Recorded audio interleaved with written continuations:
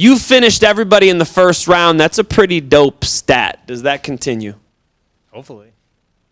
I mean, if you look at my interviews leading up to all my fights, I've never been like, yeah, I'm going to get this guy out of there in the first round. You know what I mean? It's just kind of a byproduct of the way I fight. I'm going to fight how I always fight. I'm real aggressive. I'm real explosive, powerful. So, I mean, it wouldn't shock me if it's a little tougher fight and it goes 3 rounds. Definitely wouldn't surprise me if I take him out in the first either. Is this the toughest opponent you fought? I mean, Luke Traynor definitely seems to be the closest odds we've seen with you. You had the fight with Big Tuna. I mean, he had some hype for sure. Is this the toughest opposition? Yeah, I'd say he's the toughest opposition. But, when you've been knocking everybody out in the first round, that's okay, Ryan Bader said you're pretty good. You keeping his ass in the gym? You've been working out with him? I have. He, I'm trying to keep him from retiring as long as I can, To be a training partner? He could switch to coach, right? To be a training partner. I mean, I think he'll stick around and help out. I don't think he's really going to transition hard into being an MMA coach. You know what I mean? So, he's a fantastic training partner and, essentially kind of acts like a coach while he's still fighting. So I'm hoping that continues for a while. But I know, maybe 3 more fights and he's probably going to want to retire. What does a win over Luke Traynor do for you? Where do you go from here? I think a win over Luke Traynor means it's time to start fighting guys in the top 10. If you talked to us before my development and contract fights, we were really trying to slow roll it and get as much experience as possible before we jumped up to the tougher opponents. But when you knock everybody out early, it's just hard to do that. You know what I mean? So they've been kind of pushing me, and that's good. Luke's a great opponent. If I beat him, I think that's very clear that I'm ranked in the top 10. It's time for me to start fighting guys in the top 10.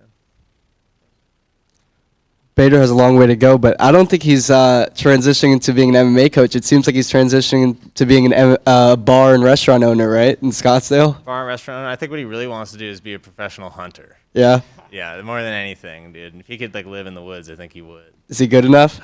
He's good. I've been telling him he's got a good personality. He's a funny guy. We need to get him a hunting show.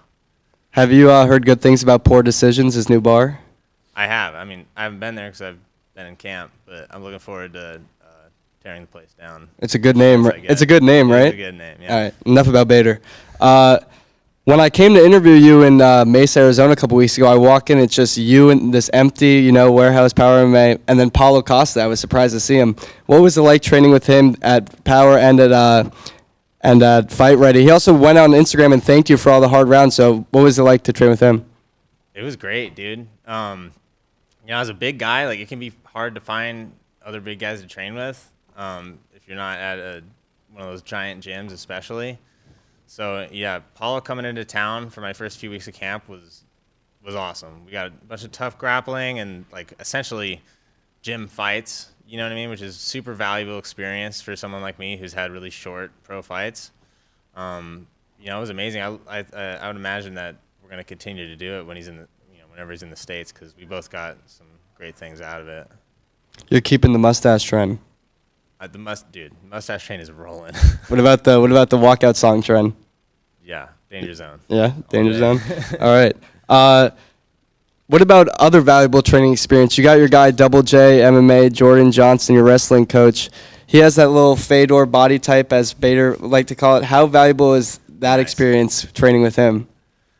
It's huge. He was a great MMA wrestler. That's really what he did in his career. You know what I mean? He would just go out there and put it on guys, and he's got a lot of great tricks of the trade and technique that he shares with me, and it's a great.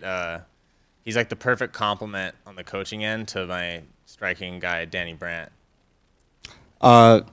Last one or two. Who's in your corner for this one? Is Danny going to be here? Yeah, Danny Brandt and Jordan Johnson. All day. If it ain't broke, don't fix it. Yep. I like the new logo. I like the merch you put out for this fight. I feel like you definitely didn't design it. You don't seem like a merch designer. Who was it? Was it Lisa? It was my one of my my marketing agent, Alex Guerrero, he works with basketball players, football players, baseball players, and stuff. And they have a company that they essentially contract this type of stuff with. So the company just started firing us logos, and we tweaked them and went back and forth, and this is what we arrived at. So I think it's pretty cool. Yeah. Sullivan right here.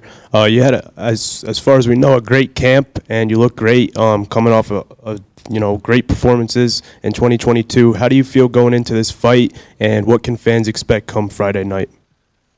I feel better than I've ever felt. I just, if you ask my coaches and my training partners, I just keep getting better and better, all the time.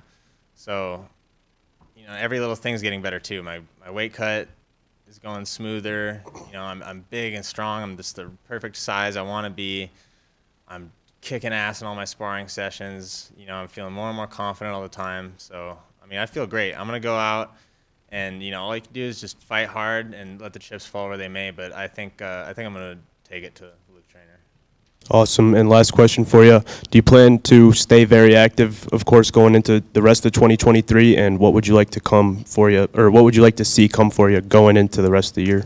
Yeah, I would be happy with getting 3 fights in this year. That's what I did last year, and I think that's a good pace. It allows you to, nurse injuries and make sure your weights and everything's all dialed in between fights. But it's active enough. So I would like 3 fights again this year. Hey, what's up, man? You being at Fight Ready, did you have a chance to meet or learn from John Jones or Kelvin Gastelum? I didn't get to train or meet Jones at all. He's there for kind of a quick stint. I did train with Kelvin Gastelum though, and that was nice. We mostly wrestled, and he's a great dude. I really liked him. He's one of my best friends. Oh, really? Yeah. Next question. What prompted you years ago to get into mixed martial arts? I wanted to get into MMA from an early age. I followed the sport, avidly as a kid. My dad introduced me to it, and growing up as a wrestler, seeing all these wrestlers doing great things, it was like, that could be me. And then on top of that, I'm from Reno, Nevada. I saw Ryan Bader crushing it in the UFC, and I was like, that's a Reno boy, wrestled in college and is killing it in MMA. So that I was like, this can be done, and that's what I wanted to do. Play the song,